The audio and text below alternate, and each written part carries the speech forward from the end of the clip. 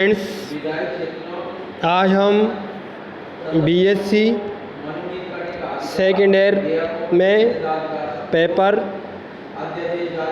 Third Q unit second में अध्ययन कर रहे थे समष्टि को प्रभावित करने वाले कारक। समष्टि को प्रभावित करने वाले कारकों में हमने पढ़ा था जन्म दर, मृत्यु दर। इसी को लेकर आगे हम पढ़ेंगे उत्तरजीवित वक्र, सर्वाइवरशिप कर्व। उत्तरजीवित वक्र किसे कहेंगे कि किसी समष्टि में मृत्यु के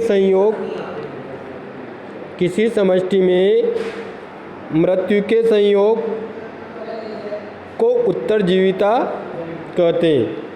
किसी समष्टि में मृत्यु के संयोग को उत्तरजीविता कहा जाता है और इसे जिस वक्र से शो किया जाता है वह उत्तरजीविता वक्र कहलाता है। सिंपल सी परिभाषा है, मतलब समष्टि में मृत्यु का जो संयोग बनता है वह उत्तरजीविता कहलाता है। नाम से भी स्पष्ट है, उत्तरजीविता यानी जीवित के बाद, उत्तर पोस्ट है ना। ये वक्र 3 प्रकार के हैं: विकर्ण वक्र डायगोनल कर्व, अत्यधिक उत्तल वक्र हाई कॉन्वेक्स कर्व, अत्यधिक अवतल वक्र हाईली कॉनकेव कर्व। ठीक है, 3 तरह के। अब चित्र के माध्यम से मैं तुम्हें समझाऊंगा कि एक वक्र बनाते हैं जिसमें उत्तरजीवितों की संख्या वर्टिकल लेते हैं और कुल जीवे विभव का प्रतिशत हम हॉरिजॉन्टल लेते हैं। ठीक है, अब सबसे पहले देखते हैं हम डायगोनल कर्व। ठीक है, डायगोनल कर्व कब बनता है? जब समष्टि में पाए जाने वाले जीवों की मृत्यु समान आयु में हो तो वक्र एक सीधी विकर्ण रेखा के रूप में बनता है, जब मरने वाले जीव समान आयु के हो। ठीक है ना, तो इस प्रकार का वक्र विकर्ण वक्र कहलाता है। और जैसा कि चित्र में बताया गया है, हाइड्रा ऐसा प्राणी है जिसकी समष्टि में मृत्यु लगभग समान समय पर होती है अधिकतर, इसलिए ये वक्र विकर्ण वक्र बनता है। अभी समझ जाओगे तुम इसको अच्छी तरह से। ठीक है ना। सेकंड है highly convex curve, highly convex curve. अब इसमें क्या होता है, जब समष्टि में अधिकतर जीव अपना जीवीय उपयोग पूरा कर लेते हैं। जब समष्टि में क्या होता है, अधिकतर जीव अपना जीवन काल पूरा कर लेते हैं तो वृद्धावस्था में जाकर उनकी मृत्यु होती है। तो इस प्रकार का वक्र अत्यधिक उत्तल बनता है। क्यों भाई? अब समझने की बारी है तुम्हारी। अत्यधिक उत्तल इस वजह से बनता है कि वह अपनी पूरी उम्र गुजारते हैं, अधिकतर, मैंने सबकी नहीं कहा, अधिकतर। तो जीवे विभव में पहुंचने तक एक सीधा क्षैतिज रेखा में चलेगा, चला भी है। ठीक है, अब जब वृद्धावस्था में मृत्यु होती है तो वह एकदम नीचे गिरता है और इस प्रकार जो वक्र बनेगा ये ऊपर वाला, तो ये बनेगा हाईली कॉन्वेक्स कर्व। तो हाईली कॉन्वेक्स कर्व कब बनेगा? जब कोई भी जीव अपना जीवीय विभव, अपना जीवन काल पूरा कर लेता है तो उसका वक्र सीधी रेखा में जाता हुआ वृद्धावस्था में अचानक डेथ हो जाती है, फिर नीचे गिरता है, तो वह कॉन्वेक्स टाइप का बनता है। ठीक है, अब देखते हैं अपन अत्यधिक अवतल वक्र। इस प्रकार का वक्र ओयस्टर में बनता है। ये कब बनता है?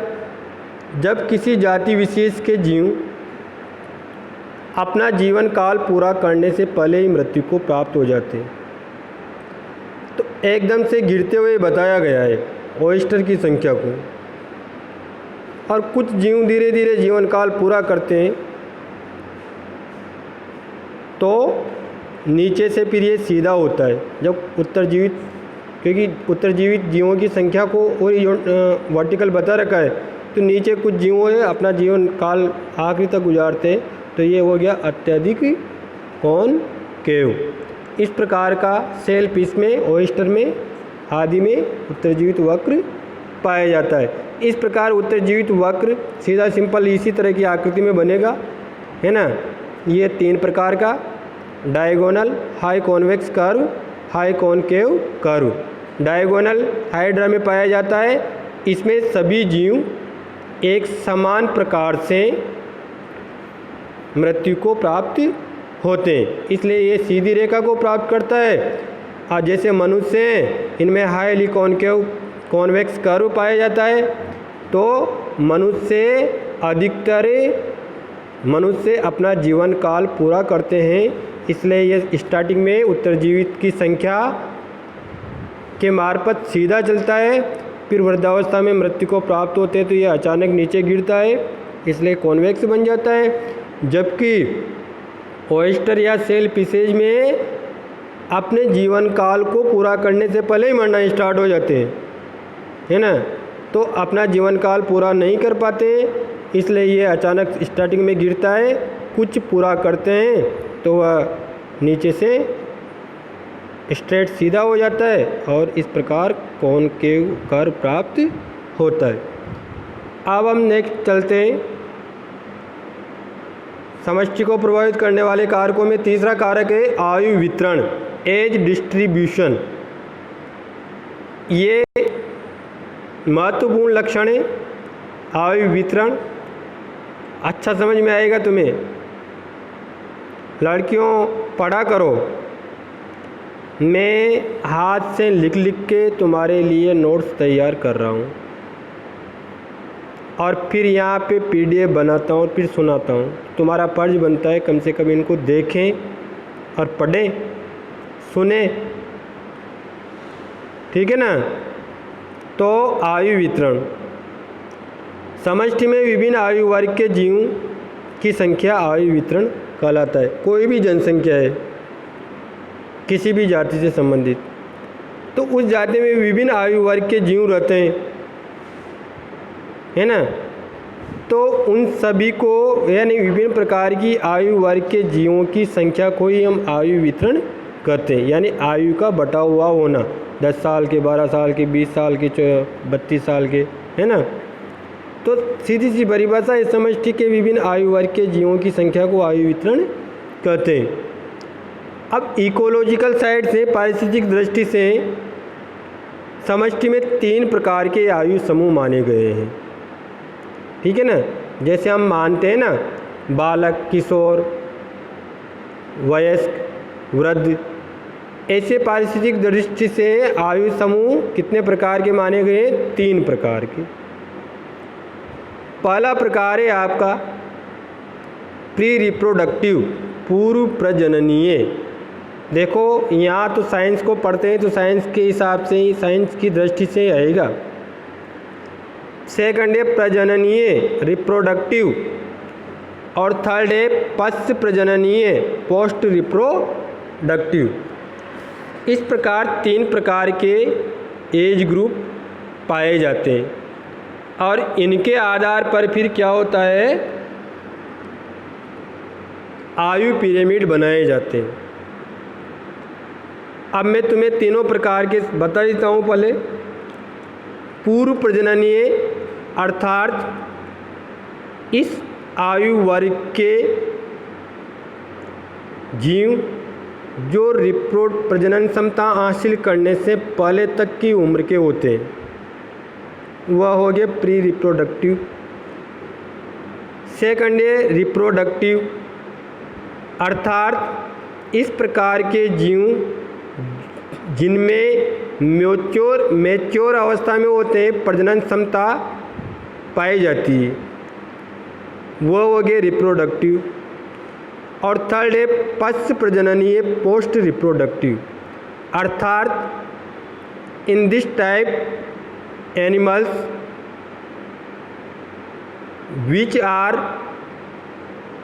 less reproduction power, अर्थात ऐसे जीव जो रिप्रोडक्टिव पावर को, प्रजनन क्षमता को खो चुके हैं। इस प्रकार ये 3 समूह बनते हैं, pre reproductive, reproductive, post reproductive. आया समझ में? इस आधार पर आयु के पिरामिड बनाए जाते हैं। आयु के पिरामिड पढ़ने से पहले मैं तुम्हें कुछ चीज़ें बता दूं। एक वैज्ञानिक साइंटिफिक थे बोडेनहाइमर, उन्होंने 1939 में बताया कि ये जो तीनों समूह हैं ना, ये समष्टि की स्थिति को समझाने के लिए बहुत महत्वपूर्ण होते हैं। जीवों की कुल आयु के अनुपात में इन तीनों से प्रत्येक प्रकार के आयु का विस्तार विभिन्न जीवों में भिन्न भिन्न होता है। जैसे मनुष्य के ले लेते हैं तो मनुष्य में तीनों आयु का समय लगभग समान होता है। अधिकतर पौधे व जंतुओं में क्या होता है, प्री रिप्रोडक्टिव काल ज़्यादा लंबा होता है, पूर्व प्रजनन काल ज़्यादा लंबा होता है। मेफ्लाई कीट है एक, उसमें प्री रिप्रोडक्टिव पीरियड प्रजनन काल से छोटा होता है, पश्च प्रजनन काल होता है नहीं। इस प्रकार अलग अलग जीवों में अलग अलग होता है। मनुष्य में लगभग तीनों प्रकार सामान्य होते हैं। जब प्री रिप्रोडक्टिव पीरियड के और रिप्रोडक्टिव पीरियड संक्रमण काल का होता है, इसी प्रकार रिप्रोडक्टिव और पोस्ट रिप्रोडक्टिव पीरियड संक्रमण काल का होता है। अब इस आधार पे हम आयु पिरामिड बनाते हैं। तो समष्टि में विभिन्न जीवों के आयु समूह का प्रतिरूपण जो अपन ने ऊपर लिखे हैं 3 प्रकार के, जब इनका प्रतिरूपण पिरामिड के रूप में किया जाता है, आयु वितरण के विभिन्न आयु समूह का प्रतिरूपण जब पिरामिड के रूप में किया जाता है तो ऐसे पिरामिड आयु पिरामिड कहलाते हैं। इनमें विभिन्न आयु वर्ग के एनिमल्स की संख्या उत्तरोत्तर क्षैतिज पीढ़ियों की तुलनात्मक चौड़ाई द्वारा प्रदर्शित की जाती है। जो आयु पिरामिड है, यह आयु पिरामिड है, इनमें जो क्षैतिज मतलब आड़ा है ना, हॉरिजॉन्टल, और बेस नीचे से क्या होता है, उसकी चौड़ाई के आधार पे हम इन पिरामिड को तुलना करते हैं, मानते हैं। वह संख्या उत्तरोत्तर एक के बाद एक क्षैतिज पट्टियों की तुलनात्मक चौड़ाई द्वारा प्रदर्शित की जाती है। अब पारिस्थितिकी में आयु पिरामिड कितने प्रकार के माने जाते हैं? 3 प्रकार के। एक प्रकार तो वह जिसमें पिरामिड चौड़े आधार वाले भाग के बनते हो, जिसमें पिरामिड चौड़े आधार वाले भाग के बनते हो। दूसरा प्रकार था घंटी के आकार का पॉलीगन बना पिरामिड, और तीसरा था जलपात्र के आकार का। सबसे पहले मैंने तुम्हें बताया पिरामिड चौड़े आधारी भाग वाले, यानी एक तरह से हम चित्र को देखते हुए कह सकते हैं कि त्रिभुज के आकार के, त्रिभुजाकार। तो त्रिभुजाकार यानी चौड़े आधारी भाग वाले पिरामिड हैं। इसमें चित्र को देख के स्पष्ट लग रहा है कि इस प्रकार के पिरामिड को दर्शाने वाला जीवों में प्री रिप्रोडक्टिव पीरियड अधिक होता है, फिर रिप्रोडक्टिव पीरियड उससे कम होता है, और पोस्ट रिप्रोडक्टिव पीरियड सबसे कम होता है।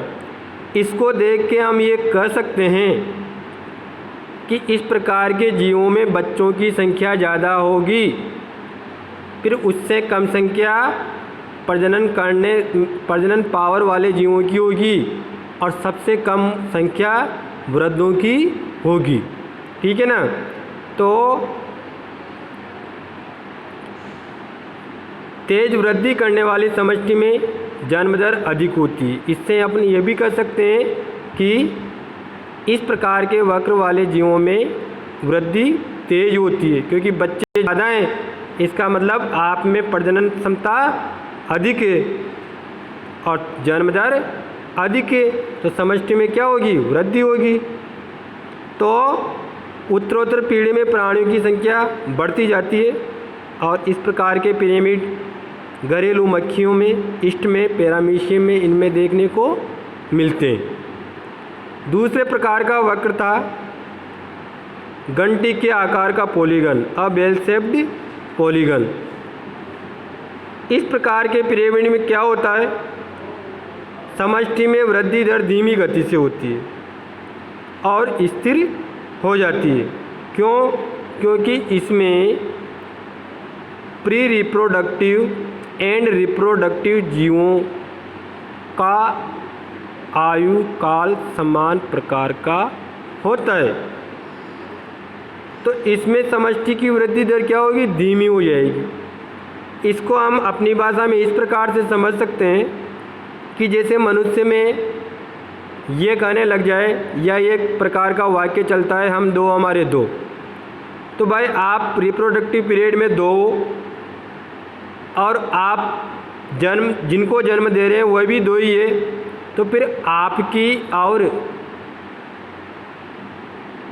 प्री रिप्रोडक्टिव पीरियड वालों की संख्या समान हो जाएगी और इस प्रकार का ये वक्र बनता है। इसमें वृद्धि दर क्या हो जाएगी, धीमी हो जाएगी और स्थिर हो जाएगी।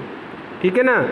तो ये पूर्व जननीय व जन्य आयु वर्ग के जीन लगभग इसमें बराबर हो जाते हैं और इस प्रकार ये वक्र घंटी के आकार का बन जाता है कि नहीं। बेस्ट, मुझे बेस्ट लगा ये वर्ग स्थायी समष्टि वाला। ठीक है ना। और आजकल जनसंख्या नियंत्रण कानून को लेकर जो बात चर्चाएं चल रही है वह भी, उसका बेस भी, आधार भी ये वक्र ही होगा, है ना। हम दो हमारे दो। नेक्स्ट है जल पात्र के आकार का पिरामिड, अर्न शेप्ड पिरामिड। इसमें क्या होता है भाई, इसमें शिशु वेस्टी बहुत कम होती है, यानी बच्चे बहुत कम होते हैं और अगर बच्चे कम होंगे तो जन्म दर कम होगी। हो सकता है जन्म दर ज़्यादा भी हो, लेकिन जब तक वह रिप्रोडक्टिव पीरियड को हासिल नहीं कर पाते उसके पहले ख़त्म हो गए, नष्ट हो गए प्राकृतिक आपदा से, किसी भी प्रकार से। ठीक है ना। तो इसमें बच्चों की संख्या यानी प्री रिप्रोडक्टिव पीरियड वाली संख्या कम होगी, रिप्रोडक्टिव पीरियड वाली संख्या ज़्यादा होगी और ये संख्या ज़्यादा होगी तो धीरे धीरे बूढ़े भी वो एक साथ होंगे तो वह संख्या भी ज़्यादा होगी। तो इस प्रकार का वक्र जो बनेगा वह वक्र, इस प्रकार का वक्र जो बनेगा वह वक्र उल्टे गड़े के आकार का बन जाएगा, इसलिए इसको नाम दिया गया जलपात्र के आकार का पिरामिड। ठीक है।